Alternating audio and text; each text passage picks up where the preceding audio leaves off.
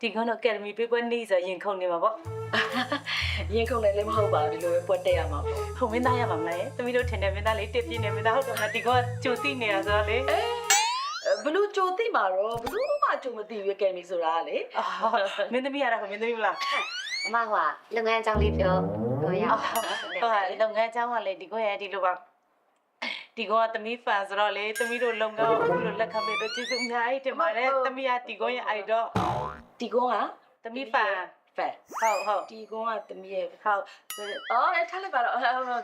အောင်တမီးရဲ့ဖန် ဒါအလုပ်ငန်းလက်ခံပြီးတော့သမီးတို့ဒါအားဝမ်းသာပြီးကျေးဇူးတင်ပါတယ်သမီးရဲ့အိမ်မက်ပေါ့ဒီကောနဲ့အလုပ်လုပ်ဖို့လေသမီးရဲ့အိမ်မက် ဟုတ်ပါပြီဒီကုန်းကလည်းကိုယ့်ရဲ့ဖန်ဆိုတော့အလုပ်တွဲလုပ်ရတာပြောပါလေ ဒီကောအကယ်ဒမီရသွားတယ်လေဟိုဘောစီဆိုကားတော့အကယ်ဒမီကတော့တအိမ်လုံးပြောတာအမေဆိုလည်းငုံပြီးကိုတက်တော့တာဒီကောရဲ့ဒီကတအားပြောတာသမီးတို့လေ ဘောစီမဟုတ်ဘူးနော်အီယာကိုချစ်ဖို့ခေါ်သလား ဒီရကိုကျူအောင်ဖတ်သလားဟုတ်ဟာလေဒီကုန်းကားတွေတော့အကုန်ကြည့်တော့ရောနေတာဒီကုန်းရဲ့အဲ့လိုမျိုးဒီကုန်းအခုအကယ်ဒမီပေးပွဲကလေဒီကုန်းဘယ်သူတွေစပွန်ဆာပြီးမှတော့ရတနာတွေပါတယ်ဟိုပြီးခဲ့တဲ့နှစ်ကဒီဇိုင်နာတွေကဒီကုန်း တမီးဟိုပါလေတမီးတို့ရဲ့ brand ကလေဟိုထုတ်ထားတာကြာပြီလားဒါမှမဟုတ်အခုမှထုတ်တာလားအဲ့ဒါလေး ဟုတ်သမီးတို့ brand တော့ကြာပါပြီရှင်ဟိုသမီးတို့ညီမနှစ်ယောက်ပေါ့နော်ကိုဗစ်ရှိကြတဲ့ကလေအထည်ချုပ်စိတ်ုံလေးမှသမီးတို့လှုပ်တုံးဟာ အလုပ်ကိုတေချာလုပ်မယ်အလုပ်ချိန်မှာစကားမပြောရဘူးပုံမပြောရဘူးမုံကိုမစားရဘူးမုံစားတဲ့လူတွေသိတယ်နော်ဒီဒီဇိုင်းကကြာနေပြီမဟုတ်လားလဲလိုက်တော့နောက်ဒီဇိုင်းယူလာခဲ့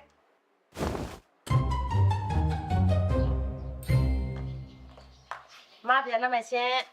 မွန်ခိုင်စုအိတ်စစ်မယ် အော်ဟုတ် အော်မွန်တော်လိုက်တော့ခိုင်စုအိတ်ပေး ဖိတ်လိုက်လေမရဘူး ပေး ပြီးလိုက်ပြီးနေရအောင် ဒီမှာနင်ခိုးထားတာမလားဟုတ်မခိုးပါဘူးမခိုးပါဘူးဒီတိုင်းလွတ်ပြတာလို့လွတ်ပြတာမဟုတ်ဘူးချထားတာ ဘာလို့ခေါ်တာလဲ မခိုးလို့ဒီတိုင်းပြတာလို့ ဟိုတောင်းမှလည်းမရဲ့ ဒီလိုနှစ်ယောက်လုံးလှုပ်ထွက် ခိုးတာသူလေမိုးမမုတ်တာဘယ်လိုလုပ်ခွဲရမှာလဲ နင်တခိုးရဲ့အမမို့လို့ထွက် ငါတို့အလုပ်လဲပြုတ်သွားကြဘာလုပ်ကြမလို့နင်းကပတ်စံဘယ်လောက်ရှိလဲ နှစ်တောင်းပဲနင် 2500တခုခုတော့လုံးမပြမယ်တင်လဲ အော်တပီးတို့ကငွေလေး9000နဲ့ရနေပြီးတော့စတင်ခဲ့တာ哦 အဲ့လိုတော့မဟုတ်ဘူးဒီကုန်းရဲ့ဟုတ်ပါဖာ9000ပဲရှိရလေလောက်ပါမလားလောက်တယ် အော်ဒီကုန်းကလေအဲ့9000နဲ့လုံဟန်းစခဲ့တယ်မှတ်တာ ဟုတ်တယ်ဒီကုန်းရဲ့ဗာလေးဒီလို အော် အဲ့ဘိုက်ကိုတင်းတော့ဟဲ့ ဟုတ်ပါ အကြကျလို့တော့မရတော့ အင်းတော့ကြက်သွား ငါတို့လေဘလောက်ဆဆဘလောက်ဘိုက်ပြည့်ဘလောက်ဝဝလှမယ်အင်ကြီးတွေချုပ်ရောင်းလာ အရင်ကြီး ရှိတာရောင်းတယ်လေအဲ့လိုနဲ့အခုသမီးတို့ဝတ်ထားတဲ့ဒီမမ collection brand လေးကိုပေါ့နော်ညီမနှစ်ယောက်ရှိတာလေးကိုထုခွဲပြီးတော့ဆက်ချုပ်ဆက်လေးနှလုံးထဲနဲ့စားခဲ့ဒီကို တော်ကြိုးစားတာနော်အတော်ကြိုးစားတာပဲတမီးက အဲ့နဲ့လေအနေထားလေးတစ်ခုရောက်တော့ပေါ့နော်ငါတို့ကြော်ညာလေးငားမယ်ပေါ့မိတ်ဆွေတွေကပြောတာပေါ့နင်တို့ကြော်ညာရမယ်အနေထားမဟုတ်သေးဘူးဒါပေမဲ့ကိုကလှုပ်ချင်တာဘယ်မင်းသားမင်းသမီး celebrity နိုးသွားဒီကိုမဘလောက်ပေးရရှိလို့မဟုတ်ဘူးဒီကိုရှိလို့မဟုတ်ဘူးငားမအဲ့လိုနဲ့အာညီမနှစ်ယောက်တိုင်ပင်ပြီးတော့ဒီကောင်အဲ့လိုလာငားတာ ကြည့်ရောအော်ကိုပါမူတည်ပြီးတော့လာတာ အနုပညာကြီးက ဟိုအနုပညာကြီးလေးကတော့ပုံမှန်ဆိုရင်330အစယူပါတယ်ရှင် ရတယ်ဒီကောင်မဟုတ်ဘူးတတ်နိုင်လို့မဟုတ်ဘူးငားမဒီကိုမလို့ကောင်ငားမသမီးတို့က ကဲလုံးလေးပါနဲ့ဂျာကြီးရဲ့အဲဒီလိုလို့သူ့ရဲ့စူးစမ်းအားထုတ်မှုလေးရဲ့နောက်ပြီးတော့သူခက်ခဲနဲ့စူးစမ်းခဲ့ရဂုဏ်ပြုတဲ့အနေနဲ့ဆိုပြီးတော့ထပ်ဝက်ကြီးနဲ့လုပ်ပေးမယ်15သိန်းပဲပေး မလုပ်ပါနဲ့ဒီကိုရဲ့ဟုတ်တန်းနိုင်လို့မဟုတ်ဒီကို30မဟုတ်300လဲသမီးကငါမှတက်လို့ ဒီကိုကိုချစ်တာသမီးတို့က ပြောလေဒီကောကလည်းထပ်ပြီး short ခြင်းလေးအဲ့လိုမျိုးရတယ်ဂျာကြီးမှတ်လိုက်ပါနော်ဒီမ brand တွေဒီကော15သိန်းနဲ့ပဲလက်ခံပေးလိုက်ရတယ်ရအောင်လုပ်ပေးမယ် ချစ်တာရောင်ပြတာလားမသိဘူးဒီကိုဟိုကလေပြီးတော့ဒီကိုသမီးတို့အရင်တော့အဲ့လိုဆိုင်နေကနားနေမရှိဘူးပေါ့နော် online ကနေရောင်းတာ online ကနေရောင်းတော့တအားရောင်းရတော့လို့အလိမ့်နေညာတွေထင်မှာစိုးတာဆိုတော့ဟိုဆိုင်လေးနဲ့ပွင့်မဲဆိုပြီးတော့သမီးတို့ဆိုင်လေးငားပြီးတော့ ရှိရမယ် ဒီကုန်းဖဲကျုပ်ဖြတ်စေချင်တာဒီကုန်းလက်နဲ့ မဖွင့်ရသေးတာ မပွင့်ရသေးဘူးဒီကုန်းလက်နဲ့ဖဲကျုပ်ဖြတ်ပြီးပွင့်စေချင်တာ ပေးမယ်လုပ်ပေးမယ်ဘာလို့ဆိုတော့ဒီဆိုင်လေးဖွင့်တဲ့ဥစ္စာကိုလည်းဒီကုန်းလုပ်ပေးပဲ ဟောအနုပညာရေးလေးဒီကုန်း မလို့ဘူးဒီကောအဲ့လိုဆိုင်ဖွင့်ပွဲတွေပါဆိုဂျာကြီးသိပါတယ်ဗလားနဲ့လုပ်ပေးလိုက်ပါကလေးကိုလုပ်ပေးလိုက်ပါသူတို့ရဲ့စူးစမ်းမှုလေးကိုတပည့်ကိုမြင်ချင်းကိုလေအဲ့လိုပြောနေတာနဲ့ကိုလေအိုးဒီကလေးတွေကတော့တော်တော်စူးစမ်းအားထုတ်တဲ့ကလေးတွေပါလားဆိုတော့စိတ်တကုန်းနဲ့တမီး ဟောဒီကုန်းမဟုတ်ယူပါဒီကုန်းအဲ့လိုမဟုတ်ဘူးယူပါ ဘယ်လောက်နဲ့ပေးလိုက်မှာ ဘယ်လောက်နဲ့မှမဟုတ်ဘူးလေဖဲကျွတ်ဖြတ်တာရဲ့အခုကြော်ညာရဲ့အားလုံးပေါင်းမှ15သိန်းနဲ့ပဲပြမိတ်ကပ်ကိုပါဝင်းအားလုံးခုမှကိုလာခဲ့မယ် ဒီကုန်းအာနာဒီကု ကို န်း အားနာနဲ့အပလီ ထိုင်ကြတော့ပါ မကရောနဲ့ပါနဲ့ဒီကောနားပါတယ် ခါတဲ့ပတ်စံ အော်ရရလားအဆင်ပြေရလား ပြေတယ်ဒီကုန်းပြေတယ်မဟုတ်ပါဘူးဒီကုန်းရဲ့ မပေးလဲရတယ်နော် မချောစေချင်ဘူးသမီးကလေအချစ်လို့ဒီကုန်းပတ်စံနဲ့အများကြီးဝင်စေချင်တာဝင်စေချင်တာဒီကုန်း တော့ပြလို့တော့အောင်မေးထားလိုက်ရောကြိုင်ရโอเค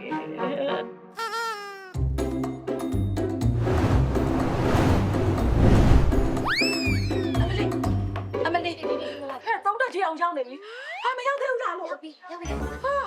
ဒီကျွေးတယ်နေ ဒီကုန်းဝါတာလိုက်တာဒီကုန်းရဲ့ ဒီပါပဲ သမီးတို့ချုပ်ရုံဟုတ် အော်ဒါသူများစီမှာရိုက်တာမဟုတ်ဘူးဒါတပီးတို့ရဲ့အလုပ်ရော ဟုတ်တယ်ရှင်ဒီကု တော န်း င်းတကြီးတောင်ကို ဟုတ်လေးတဲ့ဟဘောဆို ဘာမှရှိသေးတာလား ရှိသေးတယ်ဒီကုန်းဟုတ် ဒါနဲ့ပြောတော့ဟိုတနိုင်တပိုင်းဆို ဟိုတနိုင်တပိုင်းလေးကနေဒီလိုလေးဖြစ်လာတာဟောဒီကုန်းရဲ့ ဒီလိုလေး ဒီကုန်းတွေ့ရဝမ်းသာတယ်နော် ဟုတ်ကဲ့ပါလေ နိုင်ရပြီလို့လည်းကျေးဇူးတင်ပါတယ် အော်ဟုတ်ကဲ့ပါ ညီမလေးသမီးနဲ့တူတူရုန်းကန်ခဲ့တဲ့ညီမလေးဒီကုန်း ညီမလေးနှစ်ယောက်ရုံးကန်ခဲ့တယ်ဆိုတာဒါညီမလေး တဲ့ အော် तू ကတထေးရုံနော် အော်သမီးကကျတော့အဲ့လိုစမက်ကြလာလာပပဝတ်တက်တာမမတော့အဲ့လိုရိုးရိုးအေးလေးပဲနေတတ်တာလုံးမဝတ်ပေးလို့မရအဲ့ချာနေညီးရလဲညီးသေးဘဝမမေးတာဒီကုန်းရဲ့ဘဝမမေးတာမမဒီစမငါတို့ကတအားချမ်းသာနေပြီနေတအားသုံးပြဘာလို့သေးလဲပြောအကုန်သုံးအဲ့လိုလည်းမဟုတ်သေးဘူးလေ မှာပဲတနာတာလေလိုက်ပေးလိုက်ပေါ့ မရိုက်ပေးပါမယ်ငါမရိုက်ပေးဘူးပြောနေလို့တော့ ဒီကုန်းပြအောင်မယ် ဟိုဟာပြကြရှိသေးတာလား ဒီကုန်းပြောစရာရှိလို့ အော်ပြောပြအောင်ပါ ဆက်လေးနှလုံးကလေတို့ညီမနှစ်ယောက်လေးခက်နဲ့ယုံပြီးဒီဆက်လေးနှလုံးနဲ့ဒီနှလုံးနဲ့တော့ဒီမမကော်လက်ရှင်ဆိုတဲ့ဟာလေးကိုတမီးတို့ဆိုစပြီးတော့အဲ့လိုရုန်းကန်ပြီးတော့ တိတယ်ဒီဆက်လေးနှလုံးနဲ့ပဲရုံးကန်ခဲ့တာညီမနှစ်ယောက်တိပြီးသားအဲ့ဆိုဒီကဘယ်အင်ကြီးလေးတို့ဘလို့ဝတ်ပြီးတော့ဘာကြောင်လေးလုပ်ပြမယ်အဲ့ဒါပဲပြောလိုက်တော့ချွေးနေပြီခက်ရေရိုက်မယ်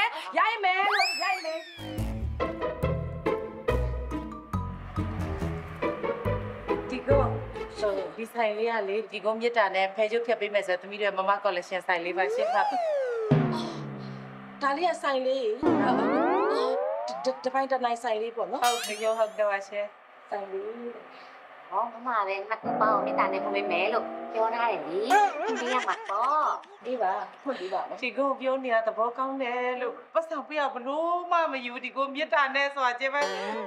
ကျေးဇူးတင်တယ်လို့ရိုက်မယ်ဟုတ်တယ်ဆိုတော့လေဟုတ်ရမှာပေါ့ရိုက်မယ်ဟေးပြီးပြီဆိုရိုက်လိုက်မယ်လေ ဒီကုန်းနဲ့လောက်လိုက်တာတော့ဟဲ့ငါတော့ဝါဆက်လေဒီကုန်းဒါသမီးတို့ကိုယ်တိုင်မမကော်လက်ရှင်ကသမီးဒီဇိုင်းဆွဲထားတာဂျပန်စီးပါတစုံမှ2000ကျော်ပဲအယောင်လေးရဟုတ်တယ်အယောင်လေးလည်းစုံတယ်ပဲဒီကုန်းလက်ပြအောင်လေးကလိုက်တာပါဟုတ်တော့ဒီကုန်းဒီမှာကြည့်ဒါခရမ်းရောင်လေးဒီကုန်းခဏနေကြဝေးရမယ့်ဟာလေးဒါလေးကလည်းခရမ်းပုတ်ကလေးပေါ့ဟဲ့ဒါအစိမ်းရောင်အနီရောင်အလေးကညစ်လိမ်မော်လေးအလေးအစိမ်းကို အယောင်ကတော်တော်ဆုံးတယ်နော်အဲ့အယောင်ဆိုလို့ဝပြီးရိုက်ပေးရမှာလား ဟုတ်ကဲ့ရှင် ရိုက်ပေးရမှာ ဟုတ်ကဲ့ ဟုတ်ရိုက်ပေးရမှာ ဟောမမလေကိုကလက်ခံထားတာပဲရိုက်ပေးရမှာပေါ့ ရိုက်မယ်လေရိုက်မယ် 1 2 3 go ဒီမမကော်လက်ရှင်ဝမ်းဆက်လေးတွေကလေတီကုန်းအတွက်ထုတ်ထားသလိုပဲတအားကိုလိုက်တာလို့ဒီကုန်းကန်စတာနေမှာဒီကုန်းပြီးရင်လေဒီကုန်းဒီအယောင်လေးရယ်နောက်ပြီးတော့အနီးရောင်ဒီအပြာရောင်ပြီးရင်လိမ်မော်ရောင်အလက်ရောင် အစိမ်းရောင်စုပေါင်း6ရောင်ပါဒီကုန်းရဲ့ အဲ့6ရောင်လဲကျောင်းပေးဝတ်ပြီး ဝတ်ပေးရိုက်ပေးဟုတ်ဟုတ်ကဲ့ပါရှင် တိုက်ပေးရ ဒီကုန်းအဲ့ဒါအောင်မြင်တာဒီကုန်းအောင်မြင်တာကိုသိသွားရင်တအားသိရှိတာသဘောကောင်းတာ ရိုက်ကြဟောရိုက်မယ် ဒီကုန်းရဲ့တန်းချုပ်ထားသလိုပဲ တိုင်းချုပ်ပြန်ပြီ ထိုင်လိုက်တာဆိုတာဒီကုန်းရဲ့ဟို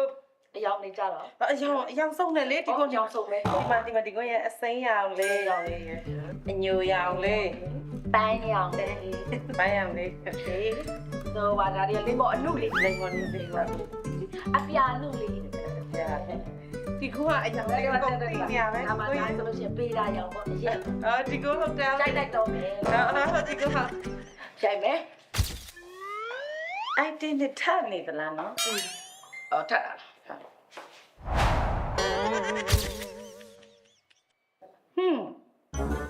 ဟုတ်တယ်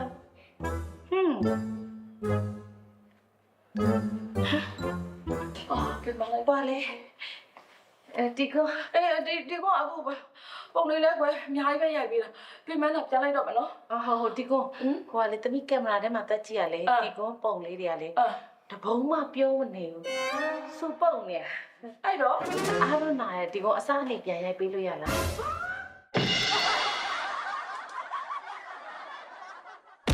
မင်္ဂလာပါရှင်မမ collection နဲ့ up to date fashion ရဲ့ showroom ကြီးကိုရန်ကုန်မြို့အမှတ်68ဦးရီဇာရလမ်းပေါ်မြောက်တကုံမြို့နယ်41ရပ်ကွက်မှာဖွင့်လှစ်လိုက်ပြီပဲဖြစ်ပါတယ်ရှင်ဒီမမ collection ဒါ showroom ကြီးမှာဆိုရင်ကလေးလူကြီးအစုံပေါ့နော်ရှိပါတယ်ရှင် online ကနေအစဉ်တစိုက်အားပေးနေတဲ့မိတ်ဆွေများလည်းမျက်မြင်ကိုယ်တွေ့ showroom ကြီးကိုလာရောက်ပြီးတော့လက်လီလက်ကဝယ်ယူနိုင်ပါတယ်ရှင်